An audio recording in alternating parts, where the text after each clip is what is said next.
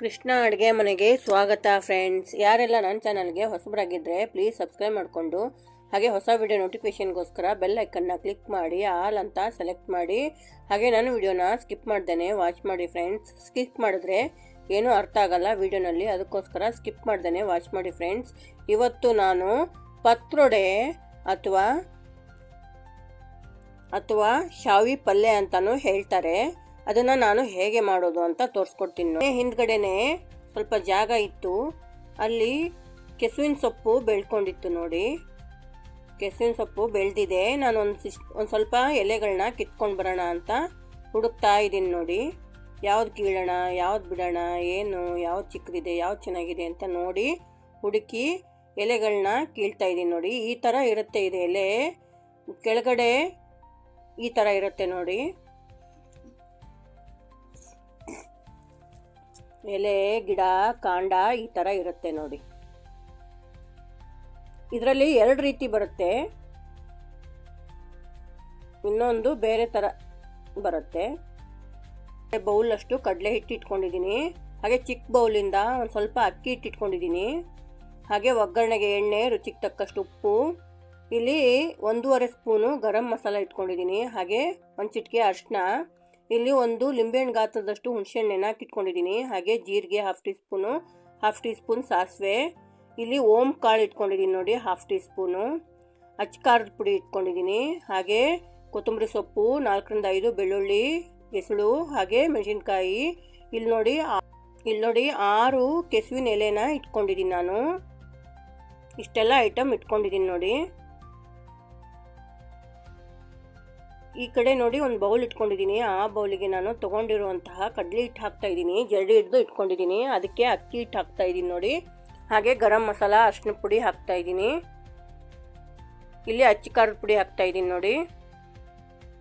ಇವಾಗ ಜೀರಿಗೆನೂ ಓಂಕಾಳು ಹಾಕ್ತಾ ಇದ್ದೀನಿ ನೋಡಿ.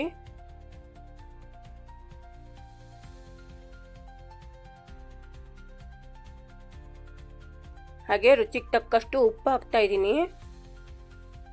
ನಿಮಗೆ ಬೇಕು ಅಂತಂದರೆ ಸೋಡಾ ಪುಡಿನೂ ಹಾಕೋಬಹುದು, ಅಡುಗೆ ಸೋಡಾನು ಹಾಕೋಬಹುದು. ಇವಾಗ ನೋಡಿ ಹುಣಸೆಹಣ್ಣನ್ನ ಚೆನ್ನಾಗಿ ಕಿವುಚ್ಬಿಟ್ಟು ಅದ್ರ ರಸ ಹಾಕ್ತಾ ಇದ್ದೀನಿ ನೋಡಿ.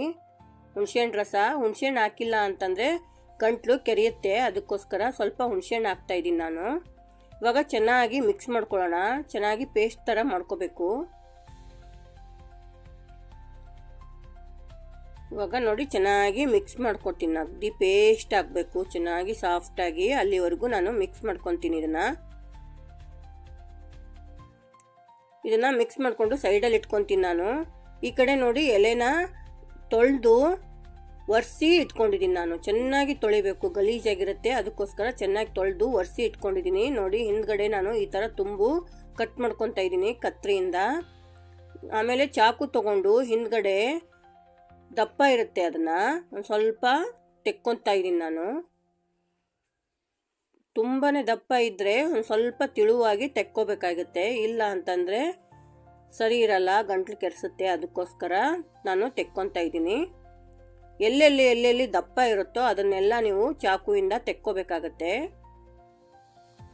ಇಲ್ಲ ಅಂದರೆ ಗಂಟ್ಲು ಕೆರೆಸುತ್ತೆ ಅದಕ್ಕೋಸ್ಕರ ನೋಡಿ ಎಲ್ಲಿ ದಪ್ಪ ಇರುತ್ತೋ ಅದನ್ನು ಮಾತ್ರ ನಾನು ತೆಕ್ಕೊತಾ ಇದ್ದೀನಿ.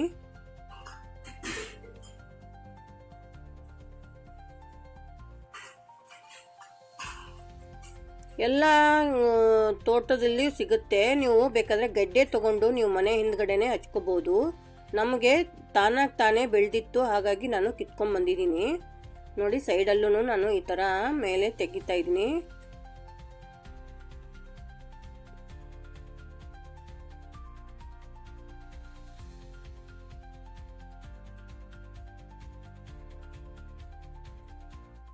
ಇದನ್ನು ತುಂಬಾ ಆರೋಗ್ಯಕ್ಕೆ ಒಳ್ಳೆಯದು.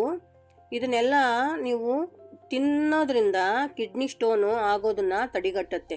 ಕಿಡ್ನಿನಲ್ಲಿ ಸ್ಟೋನ್ ಆಗುತ್ತಲ್ಲ, ತುಂಬಾ ಪೇನ್ ಆಗುತ್ತೆ, ಅದು ಆಗೋದನ್ನು ತಡೆಗಟ್ಟುತ್ತಂತೆ. ತುಂಬಾ ಆರೋಗ್ಯಕರ ಔಷಧಿ ಗುಣಗಳಿದ್ದಾವೆ ಇದರಲ್ಲಿ. ನಿಮಗೆ ಯೂಸ್ ಮಾಡೋದ್ರಿಂದ ಆರೋಗ್ಯಕ್ಕೆ ತುಂಬಾ ಒಳ್ಳೆಯದು. ಈ ಎಲೆನ, ಕೆಸುವಿನ ಸೊಪ್ಪು ಎಲ್ಲ ತರಕಾರಿ ಅಂಗಡಿನಲ್ಲೂ ಸಿಗುತ್ತೆ ಇದು ನೋಡಿ. ಎಲ್ಲನೂ ನಾನು ಇದೇ ಥರನೇ ಕಟ್ ಮಾಡಿ ತೆಕ್ಕೊತಾ ಇದ್ದೀನಿ. ಎಲ್ಲಿ ದಪ್ಪ ಇದೆ ಅಲ್ಲಿ ಕಟ್ ಮಾಡಿ ತೆಕ್ಕೊತಾ ಇದ್ದೀನಿ ನಾನು.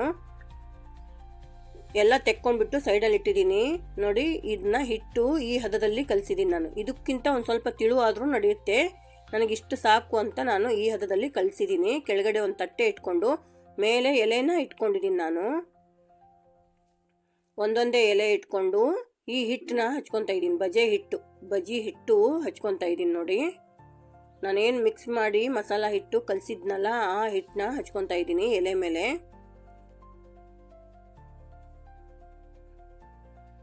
ನೋಡಿ ತಿಳುವಾಗಿ ಹಚ್ಕೊಂಡು ಹೋಗ್ತಾ ಇದ್ದೀನಿ ನಾನು. ನೋಡಿ ಎಲ್ಲ ಕಡೆನೂ ಹಚ್ಕೊಂಡು ಫುಲ್ಲು ಫಿಲ್ ಮಾಡಬೇಕು. ಫುಲ್ ಎಲೆನ ಹಿಟ್ಟಿಂದ ಫಿಲ್ ಮಾಡಬೇಕು ನೋಡಿ. ಹಿಟ್ಟಿಂದ ಎಲೆ ಎಲ್ಲ ಕವರ್ ಮಾಡ್ಕೊತಾ ಇದ್ದೀನಿ ನಾನು.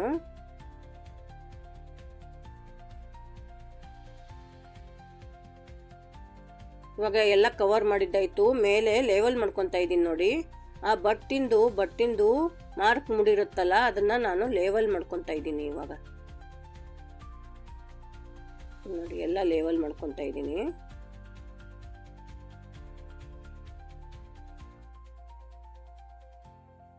ಇವಾಗ ಎಲ್ಲ ಲೆವೆಲ್ ಮಾಡ್ಕೊಂಡಿದ್ದಾಯ್ತು. ಇನ್ನೊಂದು ಎಲೆ ತಗೊಂತೀನಿ ನೋಡಿ. ಇವಾಗ ಇನ್ನೊಂದು ಎಲೆನ ಮೇಲೆ ಅದ್ರ ಮೇಲೇನೆ ಜೋಡಿಸ್ಕೊಂತೀನಿ ನಾನು. ಜೋಡಿಸ್ಕೊಂಡ್ಬಿಟ್ಟು ಮತ್ತೆ ಅದಕ್ಕೆ ನಾನು ಹಿಟ್ಟು ಫಿಲ್ ಮಾಡ್ಕೊಂಡು ಬರ್ತೀನಿ ನೋಡಿ. ನೀವು 3 ಎಲೆನೂ ಹಾಕೋಬಹುದು, ಇಲ್ಲ 4 ಎಲೆ ಹಾಕೋಬಹುದು. ನೋಡಿ ನಿಮ್ಗೆ ಯಾವುದು ಕಂಫರ್ಟೇಬಲ್ ಆ ಥರ ನೀವು ಮಾಡ್ಕೊಳ್ಳಿ. ನಾನಿಲ್ಲಿ 3 ಎಲೆ ಹಾಕ್ತಾ ಇದ್ದೀನಿ ನೋಡಿ. ಇದಕ್ಕೂ ನಾನು ಫಿಲ್ ಮಾಡ್ಕೊತಾ ಇದ್ದೀನಿ ನೋಡಿ ಹಿಟ್ಟು.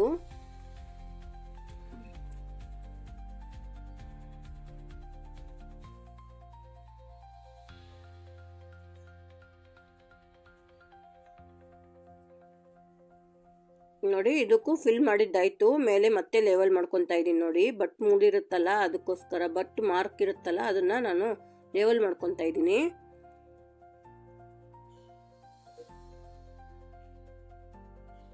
ಲೆವೆಲ್ ಮಾಡಿದ್ದಾಯ್ತು.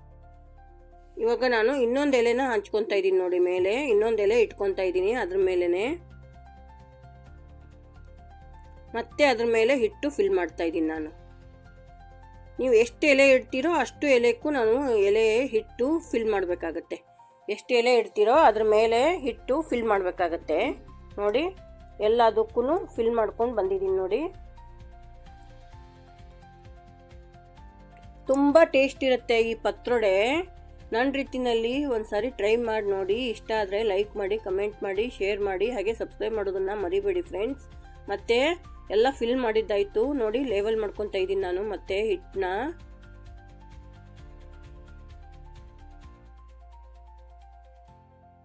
ನೋಡಿ ಇವಾಗ ಫಿಲ್ ಮಾಡಿದ್ದಾಯ್ತು. ಇವಾಗ ಮೇಲ್ಗಡೆದು ಎಲ್ಲಾನು ನೋಡಿ ಮೇಲೆ ತಂದು ಜೋಡಿಸ್ಕೊತಾ ಇದ್ದೀನಿ. ಮೇಲೆದೆಲ್ಲ ಫೋಲ್ಡ್ ಮಾಡ್ಕೊತಾ ಇದ್ದೀನಿ ನೋಡಿ.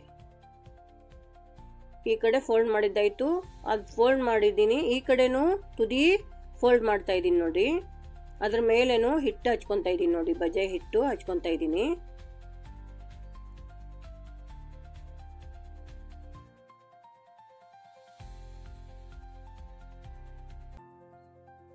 ನೋಡಿ ಇದಕ್ಕೂ ಎಲ್ಲ ಕಡೆನೂ ಹಚ್ಕೊಂಡೆ.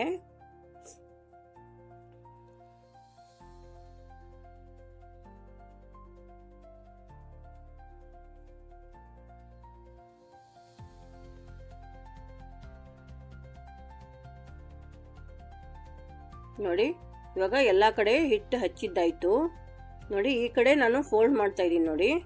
ಮೇಲ್ಗಡೆಯಿಂದ ಮೊದಲು ಫೋಲ್ಡ್ ಮಾಡ್ಕೊಂಡು ಬಂದೆ, ಅಲ್ಲೂ ಮೇಲೆ ಹಿಟ್ಟು ಹಚ್ತಿದ್ದೀನಿ. ಇದಕ್ಕೂ ನಾನು ಹಿಟ್ಟು ಹಚ್ಕೊತಾ ಇದ್ದೀನಿ ನೋಡಿ ಮೇಲೆ ಫೋಲ್ಡ್ ಮಾಡಿರೋ ಜಾಗದಲ್ಲಿ. ಮತ್ತೆ ಇವಾಗ ಮೇಲ್ಗಡೆಯಿಂದ ಮತ್ತೆ ಫೋಲ್ಡ್ ಮಾಡ್ಕೊಂಡು ಬರ್ತೀನಿ ನೋಡಿ. ಇವಾಗ ಇದು ಒಂದು ರೆಡಿ ಆಯಿತು. ಇದೇ ಥರನೇ ನಾನು ಇನ್ನೊಂದನ್ನು ರೆಡಿ ಮಾಡ್ಕೊತೀನಿ ನಾನು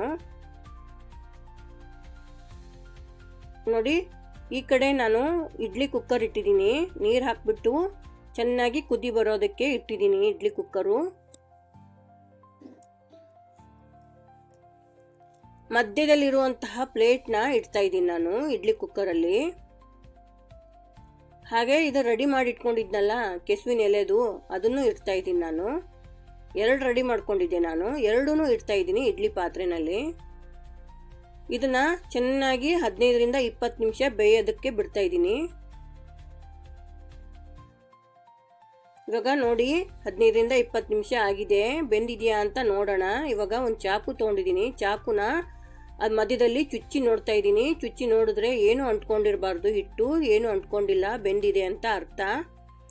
ಬೆಂದಿದೆ. ಇವಾಗ ತೆಕ್ಕೊಂಡ್ಬಿಡ್ತೀನಿ ನಾನು ತಟ್ಟೆಗೆ. ನೋಡಿ ಕೈಯಲ್ಲೇ ತೆಕ್ಕೊಳ್ತಾ ಇದ್ದೀನಿ ತಟ್ಟೆಗೆ. ಇವಾಗ ಚೆನ್ನಾಗಿ ಬೆಂದಿದೆ. ಇದು ತೆಕ್ಕೊಳ್ತಾ ಇದ್ದೀನಿ. ಇದನ್ನ ತಣ್ಣಗಾಗಕ್ಕೆ ಬಿಡ್ತೀನಿ. ನೋಡಿ ಈ ತರ ತೆಕ್ಕೊಂಡಿದ್ದೀನಿ. ಬೆಂದಿದೆ. ತಣ್ಣಗಾಗಕ್ಕೆ ಬಿಡ್ತೀನಿ ಇದನ್ನ.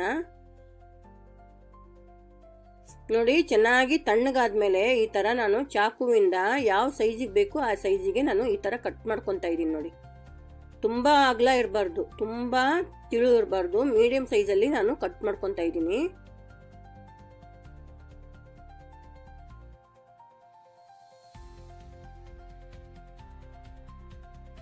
ನೋಡಿ ಈ ಸೈಜಲ್ಲಿ ನಾನು ಕಟ್ ಮಾಡ್ಕೊಂಡು ಹೋಗ್ತಾ ಇದ್ದೀನಿ. ನೋಡಿ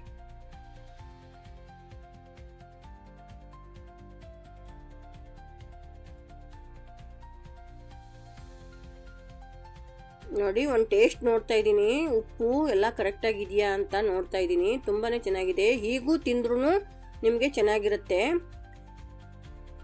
ಒಗ್ಗರಣೆ ಕೊಡದೇ ಇದ್ರೂ ಈ ಥರನೇ ತಿಂದರೆ ಇನ್ನೂ ಚೆನ್ನಾಗಿರುತ್ತೆ. ನಿಮ್ಗೆ ಒಗ್ಗರಣೆ ಕೊಟ್ಟರೆ ಇನ್ನೂ ತುಂಬ ಚೆನ್ನಾಗಿರುತ್ತೆ. ನಿಮ್ಗೆ ಯಾವ್ದು ಕಂಫರ್ಟೇಬಲ್ ಅದು ಮಾಡ್ಕೊಳ್ಳಿ. ನೋಡಿ ಎಲ್ಲ ಕಟ್ ಮಾಡಿದ್ದಾಯ್ತು. ಅದನ್ನು ನಾನು ಇದೇ ಥರನೇ ಕಟ್ ಮಾಡಿ ಇಟ್ಕೊತಾ ಇದ್ದೀನಿ. ನೋಡಿ ಎಲ್ಲಾನು ಕಟ್ ಮಾಡಿದ್ದಾಯ್ತು. ಇವಾಗ ಒಗ್ಗರಣೆ ಕೊಡೋಣ. ನೋಡಿ ಇಲ್ಲೊಂದು ಪ್ಯಾನ್ ಇಟ್ಕೊಂಡಿದ್ದೀನಿ. ಗ್ಯಾಸ್ ಆನ್ ಮಾಡಿಬಿಟ್ಟು ಒಂದು ಪ್ಯಾನ್ ಇಟ್ಕೊಂಡಿದ್ದೀನಿ. ಅದಕ್ಕೆ ನಾನು 4ರಿಂದ 5 ಸ್ಪೂನು ಎಣ್ಣೆ ಹಾಕೊತಾ ಇದ್ದೀನಿ. ನೋಡಿ ಇವಾಗ ಎಣ್ಣೆ ಹಾಕಿದ್ದಾಯ್ತು. ಸಾಸಿವೆನೂ ಜೀರಿಗೆನೂ ಹಾಕೊತಾ ಇದ್ದೀನಿ. ಸಾಸಿವೆ ಜೀರಿಗೆ ಸಿಡಿತಾ ಇದೆ. ನೋಡಿ ಸಿಡಿಬೇಕು.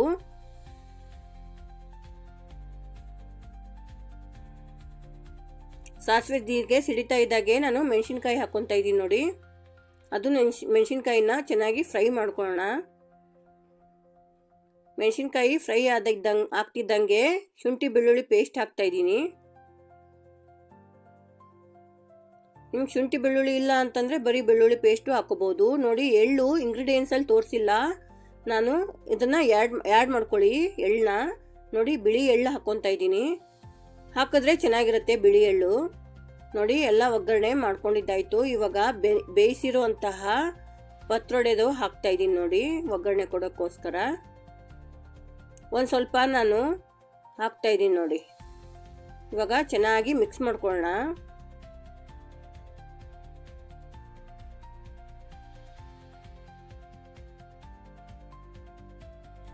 ಇದನ್ನ ಬೇಕು ಅಂತಂದ್ರೆ ನಿಮಗೆ ಬೇಯಿಸಿರೋದು ಇಷ್ಟ ಇಲ್ಲ ಅಂತಂದರೆ ಬೇಕಾದರೆ ಎಣ್ಣೆಯಲ್ಲಿ ಕರ್ಕೊಳ್ಳಬಹುದು. ಕರೆದ್ರೂ ಚೆನ್ನಾಗಿರುತ್ತೆ.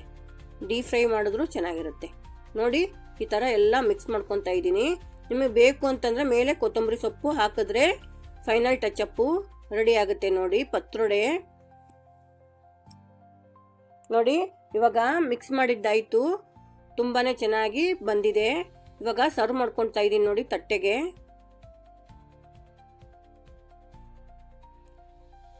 ನೋಡಿ ಟೇಸ್ಟಿಯಾಗಿರುವಂತಹ ಕ್ರಿಸ್ಪಿಯಾಗಿರುವಂತಹ ಪತ್ರೊಡೆ ರೆಡಿಯಾಗಿದೆ. ಪ್ಲೀಸ್ ಟ್ರೈ ಮಾಡಿ ನೀವು ನಿಮ್ಮ ಮನೆಯಲ್ಲಿ. ಖಂಡಿತ ಇಷ್ಟ ಆಗುತ್ತೆ. Bye friends. ಮುಂದಿನ ಹೊಸ ವಿಡಿಯೋ ಒಂದಿಗೆ ಸಿಗ್ತೀನಿ. Bye bye friends.